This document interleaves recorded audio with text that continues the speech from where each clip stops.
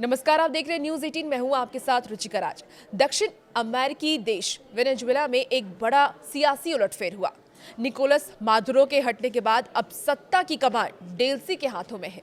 लेकिन क्या आप जानते हैं कि वेनेजुएला की इस शक्तिशाली महिला राष्ट्रपति का भारत से एक बहुत ही गहरा और आध्यात्मिक रिश्ता है।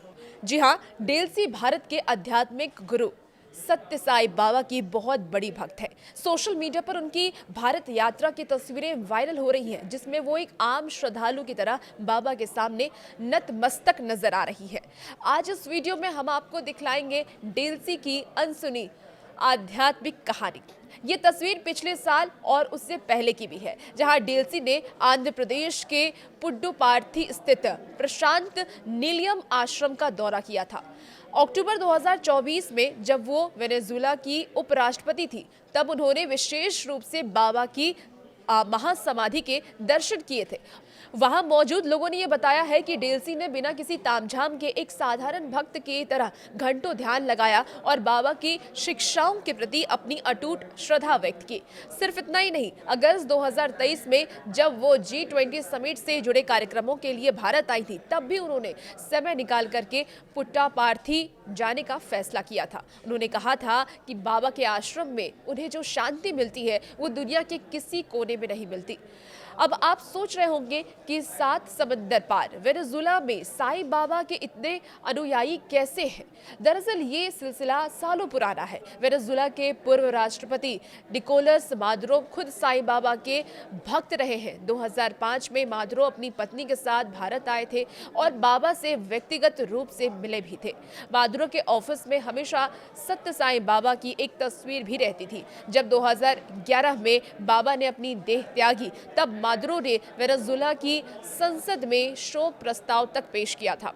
डेल्सी, जो मादुरो की सबसे करीबी है, उन्होंने भी इसी आध्यात्म विरासत को आगे बढ़ाया है। वेनेजुएला में आज लाखों लोग साईं बाबा के भक्त हैं। सबका मालिक एक है और मानव सेवा के संदेश को मानते हैं, यानी साईं बाबा को मानते हैं। आइए थोड़ा डेल्सी के बारे में भी जान लेते हैं। डेल्सी को वेनेजुएला की सबसे प्रभावशाली महिला में गिना जाता है। वो विदेश मंत्री और उपराष्ट्रपति जैसे महत्वपूर्ण पदों पर रह भी चुकी हैं। वो अपनी बेबाक बयानबाजी और निडर फैसलों के लिए भी जानी जाती है। अब 2026 में वेनेजुएला एक नए दौर में उन्होंने राष्ट्रपति की जिम्मेदारी संभाली है। जब संकट आया है वेनेजुएला पर, तब उनको एक नई जिम्मेदारी सौंपी गई है। जानकारों का ये भी मानना है कि उनकी ये आध्यात्मिक सोच उनके शासन करने के तरीके में भी दिखाई देती है। डेल्सी का राष्ट्रपति बनना न केवल वेनेजुएला के लिए एक नया मोड़ है, बल्कि भारत के साथ सांस्कृतिक और आध्यात्मिक रिश्तों को भी मजबूती देने वाला है।